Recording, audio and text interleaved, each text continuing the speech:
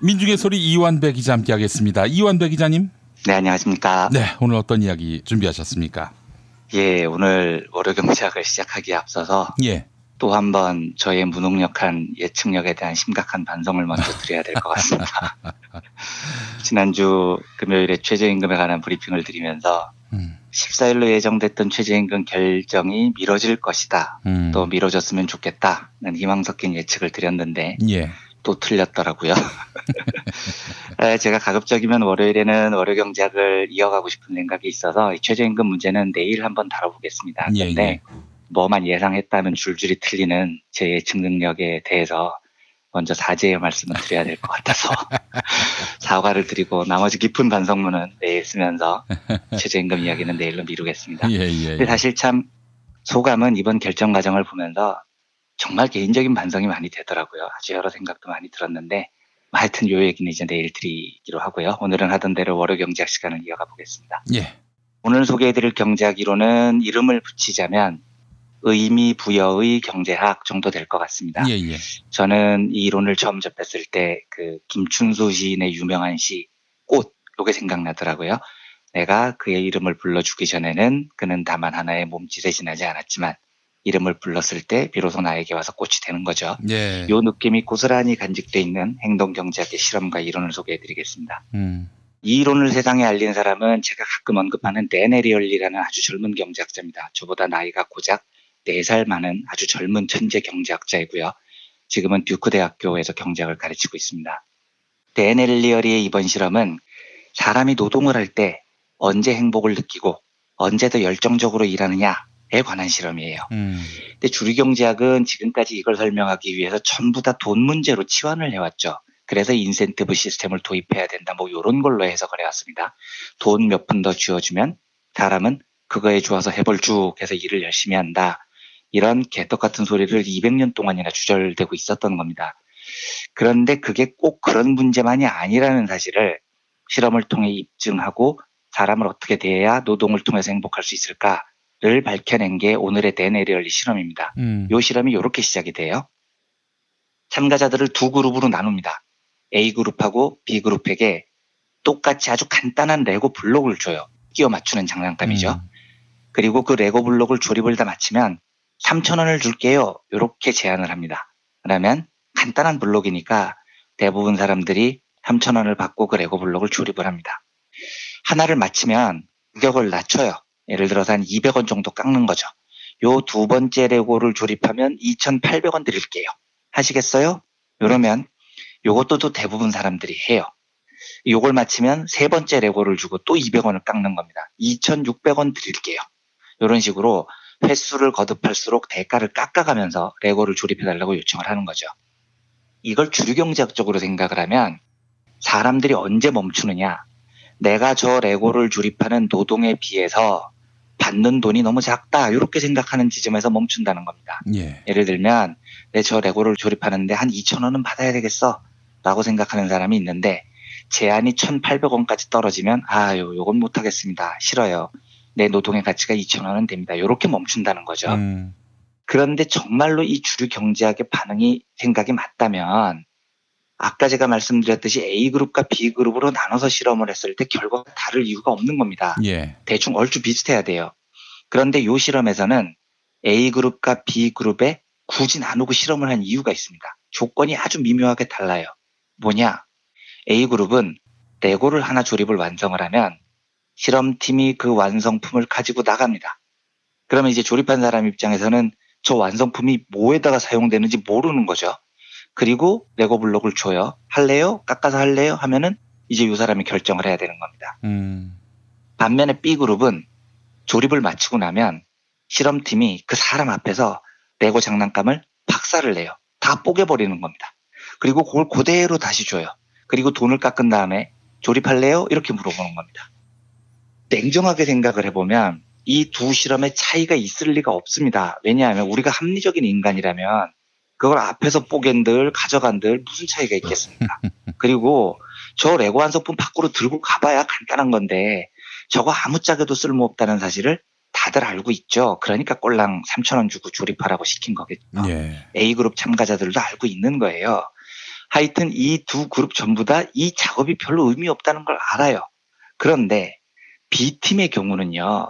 자기 눈앞에서 이걸 뽀개버리는 겁니다. 그리고 다시 줘요. 이러면 진짜로 내가 명백하게 뻘짓을 하고 있다, 이게 절감이 되는 겁니다. 조립하자마자 뽀개져 버리니까요. 말씀드렸듯이 이 두 팀에게 지불하는 돈은 똑같습니다. 그런데 이렇게 조건에 차별을 두고 실험을 하면 어떤 결과가 나오냐면 A팀은 평균 11개까지 조립을 이어나갑니다.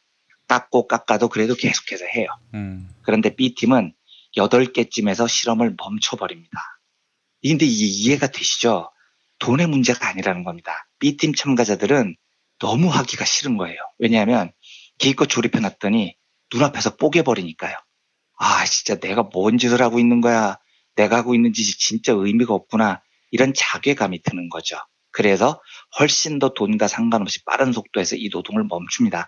이 말은 누군가에게 노동의 의미를 폄훼해버리면 사람은 돈과 상관없이 그 일을 하고 싶어 하지 않습니다.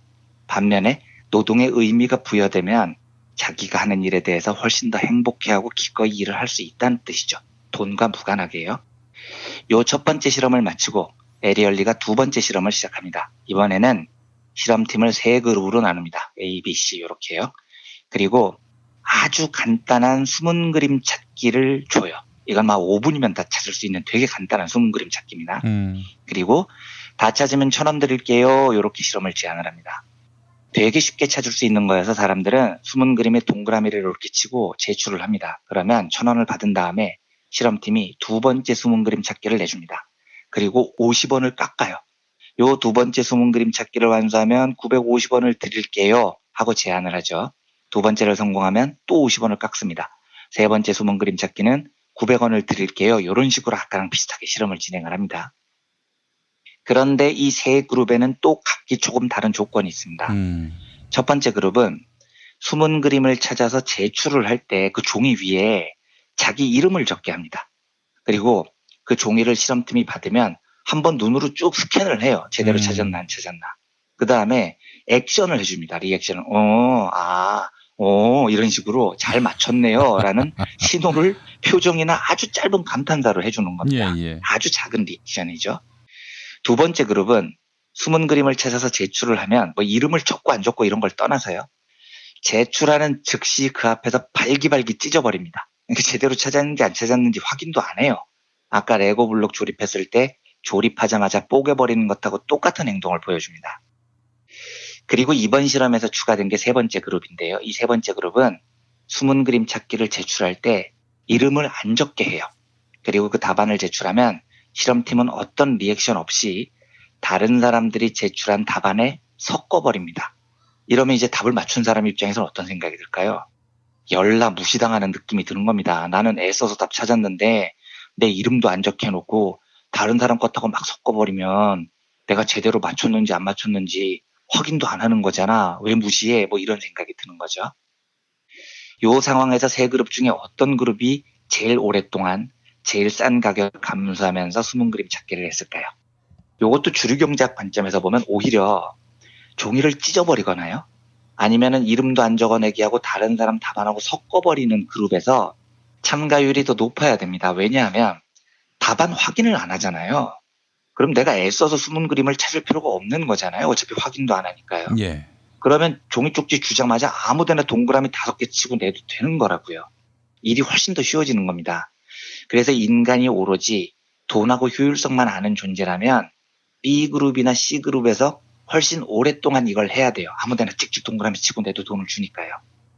그런데 결과는 전혀 그렇지 않습니다. 제일 오랫동안 제일 낮은 가격을 감수하면서 그 숨은 그림을 찾은 그룹은 A그룹이에요. 답안 제출하면 리액션을 해주는 겁니다. 뭐 이런 식으로 고개 끄덕여주는 그룹 앞에서 참가자들은 수고비가 1,000원에서 150원까지 떨어질 때까지 계속 그 실험에 참가를 합니다.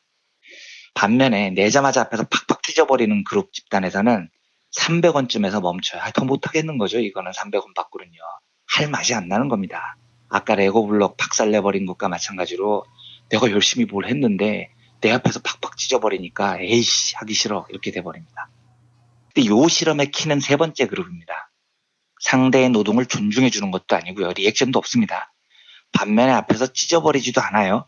이 세 번째 실험은 그냥 상대의 노동을 개무시해버립니다. 아, 네가 뭘 찾건 우리는 네 이름 알고 싶지도 않고 그냥 뭐 반발도 안 하고 다른 답하고 섞어버릴래. 이렇게 무시를 해버립니다.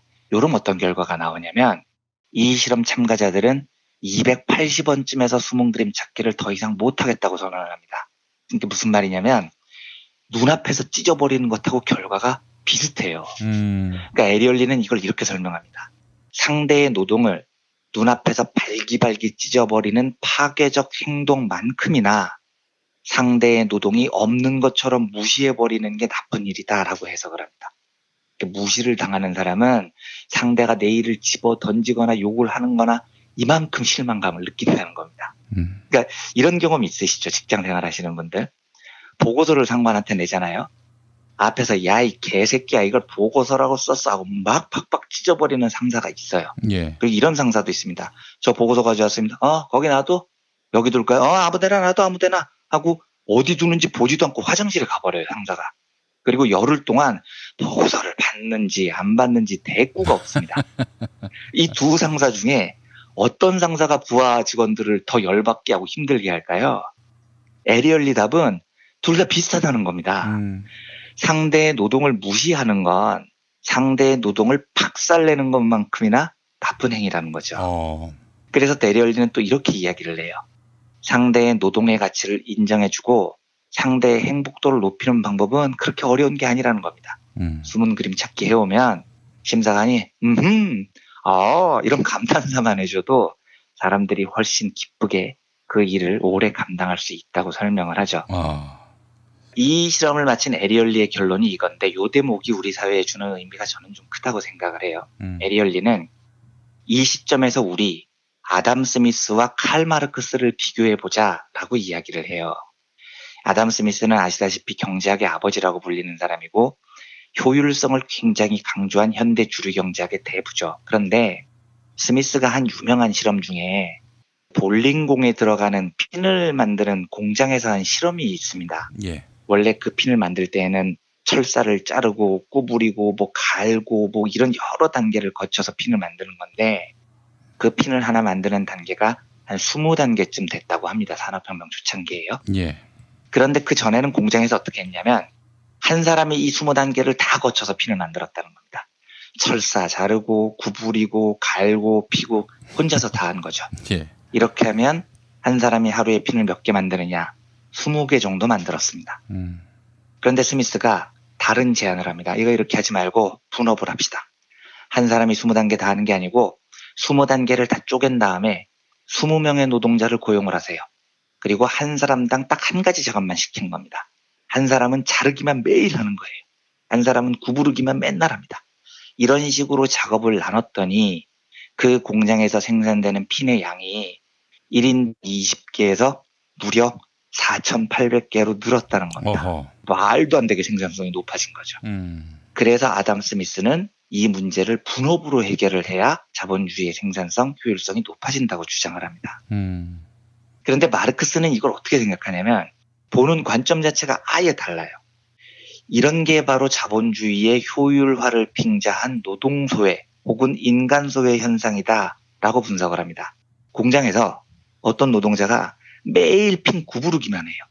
그러면 이 사람은 핀이 어떻게 만들어지는지 또 심지어 내가 만드는 게 핀인지도 모를 수도 있습니다. 그러니까 자기가 하는 노동에 대해서 아무 의미 부여가 안 되는 겁니다. 예. 그래서 노동자가 노동을 하는데 정작 노동으로부터 아무 의미도 찾지 못하고 기계처럼 변질돼가는 소외 현상이 생긴다는 게 마르크스의 견해죠. 예. 그리고 마르크스는 자본이 노동에게 이걸 강요하면서 노동자가 스스로 나는 인간이 아니야. 나는 그냥 공장을 유지시키는 데 필요한 부품 같은 존재야. 나는 그냥 월급 받는 기계지. 이런 식으로 스스로를 비하하도록 강요를 해온다고 주장을 해요. 예. 그러면 이제 한 사람은 우파 경제학에 거두고 한 사람은 좌파 경제학에 거둔데 이 좌우파 경제학 두 거장의 관점이 너무 다르죠. 한쪽은 효율성만을 봅니다. 한쪽은 그 효율성에 가려진 사람의 문제를 보죠. 근데 이제 에리얼리는 이 실험을 통해서 이 문제를 어떻게 해석하냐면 굉장히 현실적으로 봐요. 에리얼리의 답이 이렇습니다. 산업혁명 기간에는 칼 마르크스보다 아담 스미스가 더 옳았다. 왜냐? 그때는 사람이 생각할 필요가 별로 없었기 때문입니다. 그런데 지식사회가 됐지 않습니까? 이제는 상황이 바뀌어서 그 핀 구부리기 같은 건 이미 다 기계가 하고 있어요. 인간이 안 합니다. 우리는 머리를 쓰는 경제사회에 있는 거예요. 그래서 에리얼리는 지식경제사회에서는 마르크스가 아담 스미스보다 옳다라고 이야기를 합니다. 사람들에게 노동의 의미를 부여해서 소외로부터 구출시켜주는 것이 훨씬 더 혁신적인 경제를 이룰 수 있다고 보는 거죠. 노동자가 내가 하는 일이 뭔지 알아야 돼요. 그래서 그 의미를 찾아야 돼요. 그래서 핀을 처음부터 구부려도 보고 펴도 보고 설계도 해보고 이래야 핀을 이렇게 만들면 더 좋지 않을까, 이런 식으로 더 창의적인 아이디어를 내게 됩니다. 평생 핀 구부리기만 하면, 내가 부품처럼 생각을 해보면 아이디어를 낼 이유가 없는 거죠. 기계하고 똑같은 삶을 사니까요. 그러면 지금 같은 지식경제사회에서 어느 쪽이 더 경제에 기여를 많이 하겠느냐? 에리얼리의 이야기는 지금은 칼 마르크스가 더 옳다는 거죠. 에리얼리의 이야기를 그대로 한번 읽어보겠습니다. 우리가 노동에 대해서 생각할 때 우리는 보통 받는 돈만큼 동기부여가 된다고 생각을 합니다. 하지만 실제로는 여러 가지가 더 추가돼야 합니다. 의미, 창조, 도전, 주인의식, 정체성, 자부심 등등 같은 것들이요. 좋은 소식이 있습니다. 좋은 소식은 만약 우리가 저 요소들을 모두 더해서 어떻게 우리 자신의 의미, 자부심, 동기부여를 하면 우리는 훨씬 더 생산적이고 행복해지도록 만들 수 있다는 겁니다. 현대 지식경제사회에서는 아담 스미스보다 칼 마르크스가 우리에게 해줄 말이 더 많은 겁니다. 이렇게 표현을 합니다. 저는 이제 개인적으로는 제 주변 동료들한테 끄덕여 주자 이런 말을 되게 자주 해요. 예. 저희 민수에서도 누가 일을 하면 좀 많이 끄덕여 줍시다가 제가 제 동기들이나 후배들한테 자주 하는 이야기인데, 우리 사회의 사회 구성원들 행복도가 현저히 낮아진 여러 이유 중에 하나가, 저는 우리 사회가 너무 분리돼 있고요. 사람마다 너무 부품화돼 있는 것 같아요. 그래서 우리 을들끼리, 민중들끼리도 잘 안 끄덕여 주는 겁니다. 상대의 행동에 의미 부여를 잘 안 해주죠. 예를 들어서 제가 농민분들 만나보면 제일 힘들어 하시는 게, 농업은 사양산업이야 이렇게 묻어버리는 사회적 시각을 진짜 힘들어 하세요. 경쟁력 없잖아 농업. 아유, 농업에 뭘 투자하는 거 비효율적이야. 이렇게 한마디로 뭉개버리는 게 가장 어려운 겁니다. 이 사람들한테는요. 농사 1년 동안 뼈 빠지게 지었을 때 한국 사회가 좀 따뜻하게 끄덕여 줘야 됩니다. 그래야 이분들이 의미를 갖고 자기 노동의 행복을 느끼는 거죠. 그 진보 진영의 활동가들끼리 활동을 할 때도 그런 겁니다. 상대가 뭘 이야기를 하면 아휴, 웃기는 소리 하지 마 하고 밟아버리거나 아니면은 무시해버리거나 이러는 것보다 그러지 말아야 됩니다.